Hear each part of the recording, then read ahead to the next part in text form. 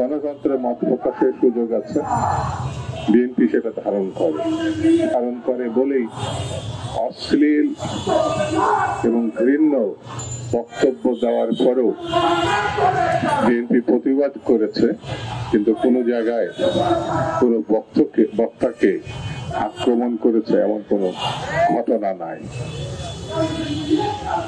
বিএনপির নেতা কর্মীরা অত্যন্ত ধৈর্যশীল।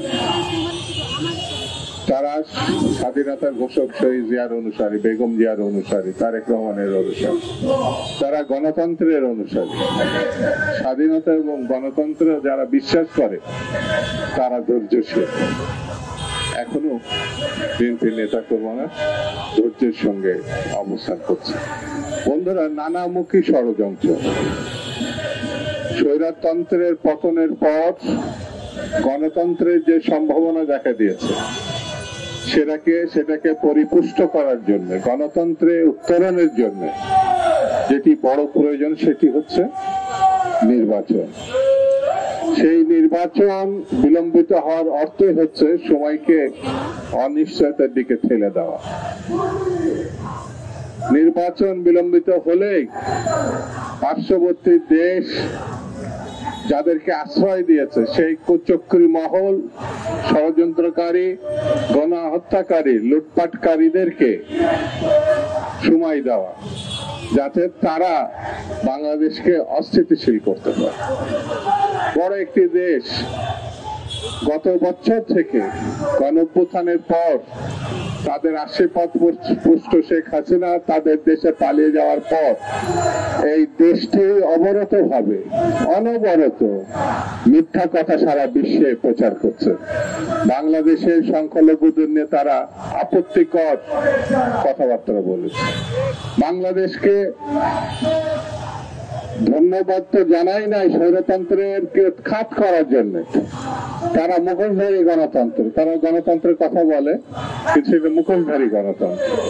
সেই জন্য আমাদেরকে ধৈর্যের সঙ্গে পরিস্থিতি নিয়ন্ত্রণ করতে হবে।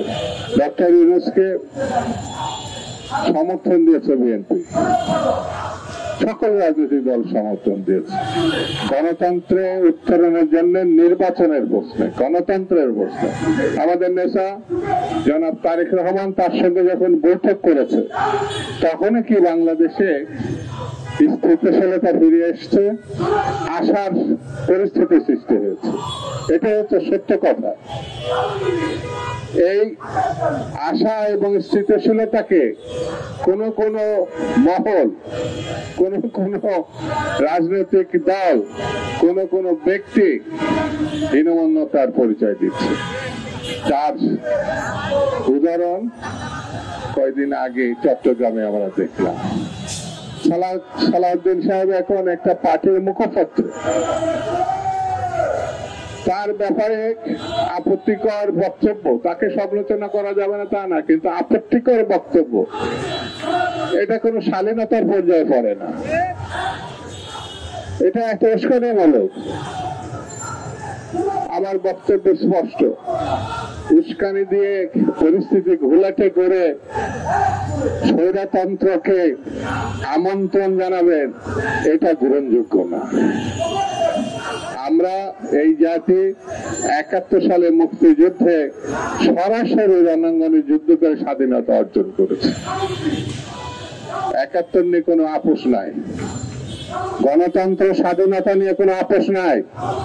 বেগম জিয়া, তারেক রহমান আর বাংলাদেশের স্বাধীনতার ঘোষক সেই জিয়া রহমানের ব্যাপারে কোনো আপোষ নাই। এইগুলোর ব্যাপারে যত উস্কানি দেন না কেন, আমরা তার প্রতিশোধ নেব আগামী নির্বাচনে।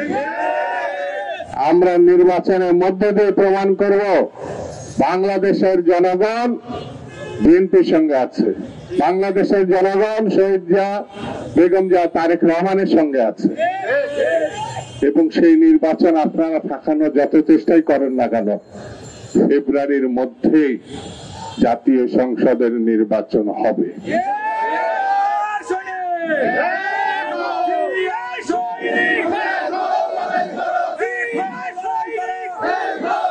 এই নির্বাচন ভারত বা অন্য কোন প্রতিক্রিয়াশীল শক্তি, আধিপত্যবাদী শক্তি ঠেকাতে পারবে না। বিএনপি সহ সকল রাজনৈতিক দলকে আমি আহ্বান জানাবো, আসুন নির্বাচনের মধ্য দিয়ে গণতন্ত্র প্রতিষ্ঠা করি এবং নির্বাচিত সরকারের মধ্য দিয়ে দেশ শাসন করি। এই প্রশ্নে আসুন আমরা ঐক্যবদ্ধভাবে সামনের দিকে এগিয়ে যাই। সকলকে ধন্যবাদ। খুদা হাফেজ। বাংলাদেশ জিন্দাবাদ।